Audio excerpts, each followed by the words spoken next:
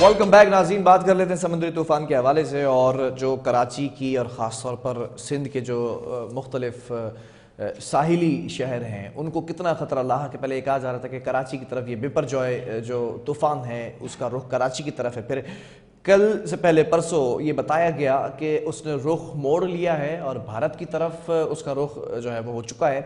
लेकिन सिंध के कुछ ऐसे साहिली शहर हैं जहाँ से ये टकराता हुआ जाएगा, लेकिन ये भी बताया गया कि कराची के अंदर इसके असरात नज़र आना शुरू हो जाएंगे, जैसा कि आज हुआ, जैसा कि कल हुआ। तेज़ हवाएं चलती दिखाई दी। आज कुछ इलाकों के अंदर बारिश जो है वो रिपोर्ट की गई। इस हवाले से अपडेट ले लेते हैं कि जो इस वक्त डिज़ास्टर मैनेजमेंट इदारे हैं उनकी छुट्टियां मनसूख की गई। पुलिस के इदारे में जो चीफ हैं इनके जनरल, ख़ासतौर पर अगर मैं बात करूँ IG सिंध की, तो उन्होंने भी छुट्टियां मनसूख की। मुख्तलिफ इदारों को हाई अलर्ट रखा गया और ये कहा गया कि किसी भी नागहानी आफत या सूरत हाल से निमटने के लिए आपको ऑन बोर्ड 24 घंटे जो है वो फील्ड में नजर आना है।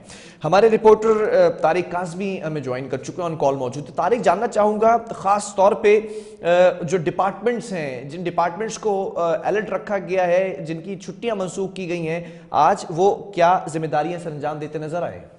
बिस्मिल्लाहिर्रहमानिर्रहीम। या का नाबुदु व इय्याका नस्तईन। देखिए बिलाल, सबसे पहले मैं आपको तफसीलात से आगाह करता चलूं। जो साइक्लोन के मामला था उससे जब से ही जो वो इत्तलात अलर्ट जारी होना शुरू किया उसके बाद जो है वो तमाम इदारों को जो है वो हाई अलर्ट कर दिया गया था। इमरजेंसी जो है वो वहाँ पे नाफिज कर दी गई थी। तमाम मशीनरी, चाहे वो PDM हो, NDMA हो, चाहे कराची डिजास्टर मैनेजमेंट सेल हो, चाहे KDA हो, चाहे SBC हो, तमाम लोगों को जो है वो मुतारिक किरदार अदा करने की जो है वो अहकामात जारी कर दिए गए थे। वजीर बल्दियात से नासिर हुसैन शाह की जानिब से जो है वो तमाम बल्दियाती अफसरान की, उसके अंडर में 22 जितने भी इदारे आते हैं उनके अंदर जो है वो तमाम अफसरान की छुट्टियां मनसूख कर दी गई थी। हिदायत जारी की गई थी कि कंप्लेंट सेंटर्स जो है वो फाल रखे जाए ताकि जो है आवाम को किसी किस्म की जो है मुश्किलात का सामना ना करना पड़े।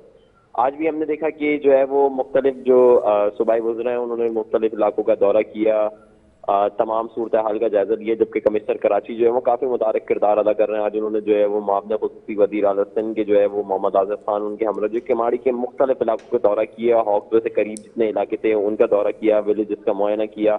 वहाँ पे जो है अहकाम जारी किए गए अफसरान को, जबकि उनको ब्रीफिंग दी गई कि जो है वो जितने भी लोग हैं जो मुतासरीन हैं, जो क्योंकि केमाड़ी के करीब जो है जितने भी विलेजेस हैं वहाँ पे माहिगिरों की तादाद काफी बड़ी है, तो उन लोगों को जो है वो दूसरे इलाकों में शिफ्ट करने के इंतजाम किए गए थे। आज जो है तकरीबन जो है वो 11 स्कूल, सरकारी स्कूल हैं जो केमाड़ी के अंदर हैं, जो ज्यादा मुतासर हो सकते हैं, तो वहाँ पे जो है वो माहिगिरों को शिफ्ट करने का जो है वो आगाज कर दिया गया।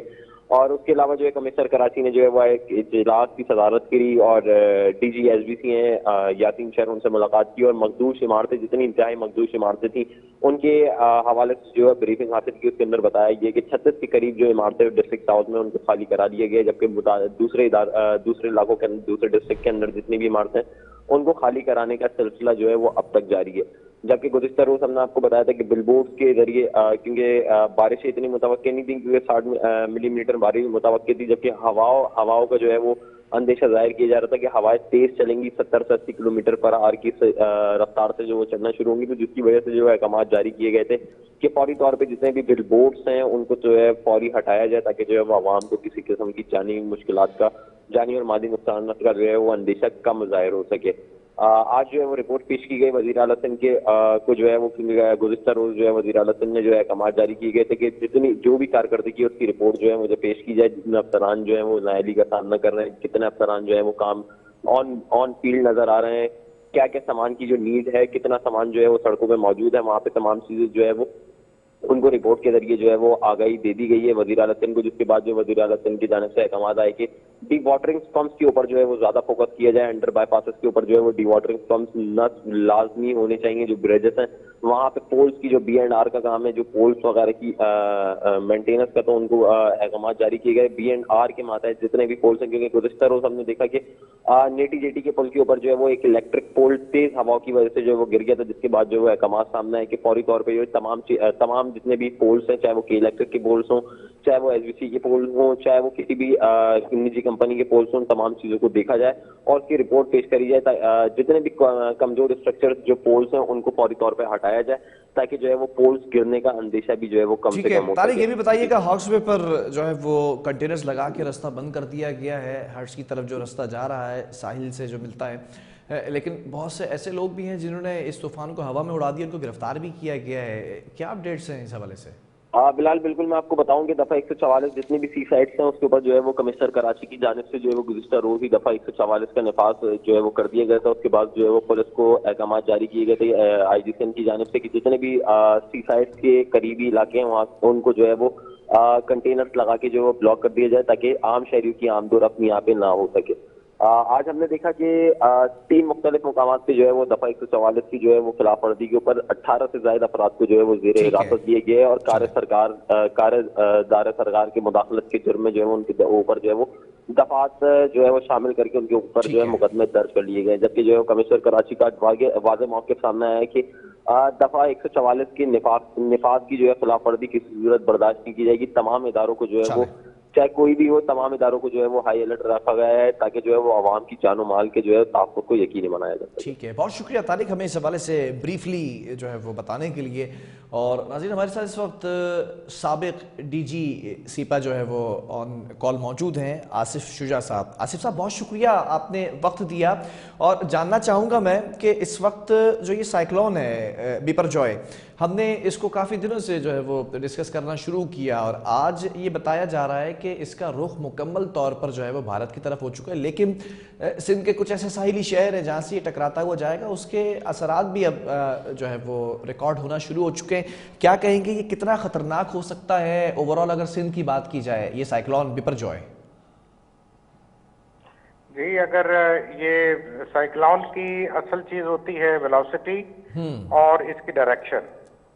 ठीक है। अब इसका जो पाथ मैं देख रहा था, जो पहले बन रहा था इसका एक्सपेक्टेड पाथ, उससे थोड़ा सा ये डिविएट कर रहा है शुमाल की तरफ। और इसका क्योंकि इस वक्त दायरा भी काफी बड़ा है और हवा की रफ्तार जो कि मिनिस्टर क्लाइमेट चेंज ने भी बताई है अभी, वो 150-160 के करीब होगी। तो ये काफी डिवास्टेटिंग हो सकता है और ये मैं समझता हूँ हुकूमत ने बड़ा अच्छा किया है कि लोगों को यहाँ से इवैक्यूएट कर दिया है। और बार बार वो इस पे ब्रीफ कर रहे हैं लोगों को कि आप समंदर के करीब ना जाइए और कोई उसको अगर नहीं फॉलो करता तो वो अपनी जिंदगी का खुद मालिक होगा। देखें, ये इस तरह के जो साइक्लोन है, ये अब ये क्लाइमेट चेंज जो हम बात करते हैं उसका एक हिस्सा है। अच्छा। और ये जो प्रिडिक्शन हो रही है वो ये हो रही है कि समंदर का पानी क्योंकि गर्म ज्यादा होने लग गया हुआ है, ये जो अभी अल नीनो का इफेक्ट भी आपने देखा है, तो उसकी वजह से ये साइक्लोन बनते हैं। ठीक है। और ये साइक्लोन जो है अब आप देखिए, ये हमारे कराची को हिट करने लगा है। पिछले साल इसने इंडिया की तरफ रुख कर लिया था, हमारे हमसाया मुल्क की तरफ, तो इस दफा ये डायरेक्ट हमारे उसमें कर रहा है। तो आइंदा के लिए भी इसके पाथ जो है वो हमारी तरफ आ सकते हैं क्योंकि इनकी फ्रीक्वेंसी अब बढ़ जाएगी ये क्लाइमेट चेंज की वजह से। तो अब हमें ये चाहिए कि NDMA को भी और जो प्रोविंशियल डिपार्टमेंट है डिजास्टर के, वो परमानेंट लोगों के लिए शेल्टर्स बनाएं इन कोस्टल एरियाज के साथ। अब ये नहीं है कि आप देखें स्कूलों में कहीं किसी को रखा है, किसी को कैंपों में रखा है और वहां पे ना कोई खाने का इंतजाम है ना उनके दूसरे चीजों का है। तो ये हमें अभी तो ठीक किया इन्होंने, एडॉक बेसिस पे कर लिया है, लेकिन खुदा के लिए अब चाहिए गवर्नमेंट को कि परमानेंट ये शेल्टर हाउसेस बनाए फ्लड प्रोन एरियाज में भी और ये जो हमारे कोस्टल एरियाज हैं, ताकि ये जब भी कोई हीट स्ट्रोक का मामला, ये इसका हीट वेव का मामला आता है तो उस वक्त भी लोगों को शिफ्ट कर लें वहाँ पे जनरेटर वगैरह का इंतजाम करें, जो खुश्क चीजें हैं खाने पीने की वो पहले मौजूद हों। तो ये सीजनल होते हैं, ये वक्त गुजर जाता है। अब ये तूफान आएगा, वक्त गुजर जाएगा, लेकिन ये कि लोग ताउन करें गवर्नमेंट के साथ और इसको आइंदा लॉन्ग टर्म बेसिस पे सोचा जाए। ठीक है। आसिफ साहब, ये भी जानना चाहूँगा, जैसे कि आपने बड़ा अच्छा एक फ्यूचर प्रेडिक्शन भी की है और उसके लिए जो प्रिकॉशनरी मेजर्स हो सकते हैं उनके लिए भी आपने जो है वो कमेंट किया है, which is more than good. सवाल ये है कि अगर इस साइक्लोन की बात कर लेते हैं, बिपरजॉय की, और ये सिंध के कुछ साहिली शहर ऐसे हैं वहाँ पर इसके असरात नज़र आना शुरू हो चुके हैं, अगर ये टकराता भी है, कहा जा रहा है कि ये भारत की तरफ भी मुड़ जाएगा, तो ये कितनी तबाही मचा सकता है खुदा न ख्वास्ता, और कितने दिन तक ये इसका जोर नहीं टूटेगा? इस पर भी ज़रा कॉमेंट कीजिएगा प्लीज़। देखिए 2 दिन तो बड़ा सुवियर होगा ये स्टॉर्म जो है, तीसरे दिन ये सबसाइड करेगा।